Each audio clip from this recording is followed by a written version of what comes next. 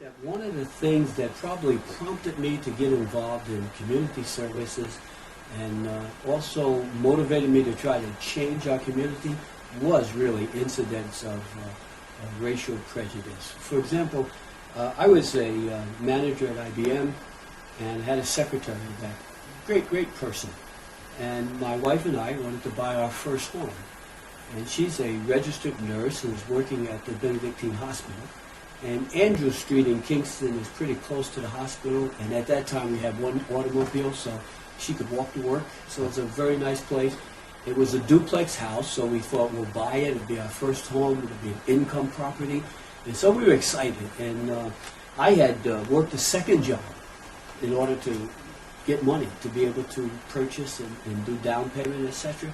And we saw this wonderful home that we wanted, and the person who was the real estate agent, his son and I went to school together. We were really good friends. So when his dad stepped up and said, look, we can get you this house, I thought, okay, nothing about it. I just lived here all my life. I didn't really know that there was prejudice and that there was discrimination.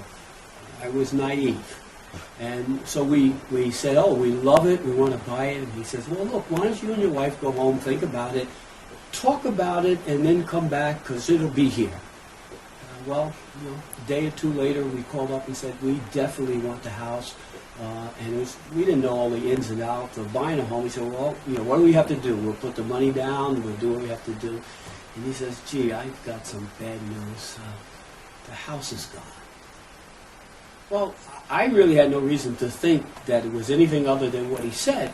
But when I went to work, my secretary was talking with some of the girls in the office, and she said, I feel so bad about my parents.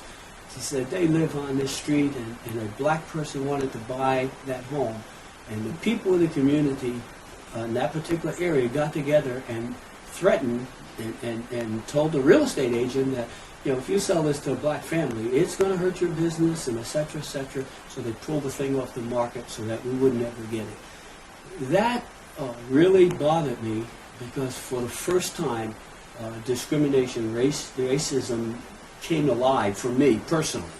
And we said, okay, what do we do? How can we fight this thing? We really couldn't. We went on later to buy a home, and we were very cautious when we did that. We had some people that we knew and we could trust and whatnot, and even then we ran into problems when we got the home. The person who was selling the second home that we went for lived out of town, and so he never met us. He dealt through a real estate agent, etc. When he came for the closing, he came to our apartment where we were at, and when he opened the door, he looked like he saw a ghost, because I guess he didn't really expect to see a black family. So he turned around and he says, I'll be back.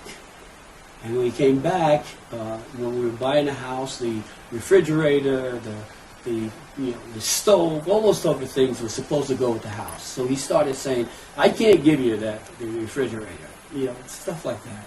And we said, okay, fine. And he says, well, and I can't give you this. Okay, fine. And we ended up, though, being able to buy the house. But we were able to do it because the real estate person was a personal friend of mine, and even though he was a Caucasian fella, he knew what was going on, and he stood there for us. So we were able to buy our first home.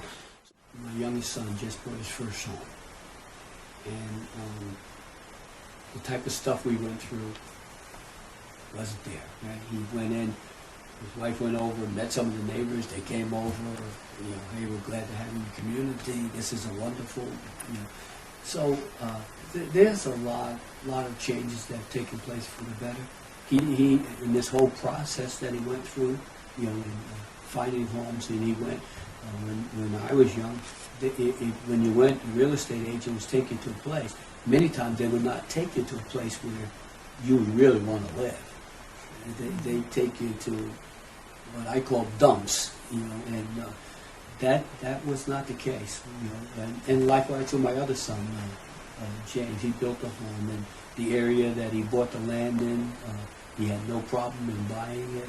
The people sold it with no problem. They knew he was black, so those things have changed. I think that a lot of employment opportunities have certainly are better than what they were.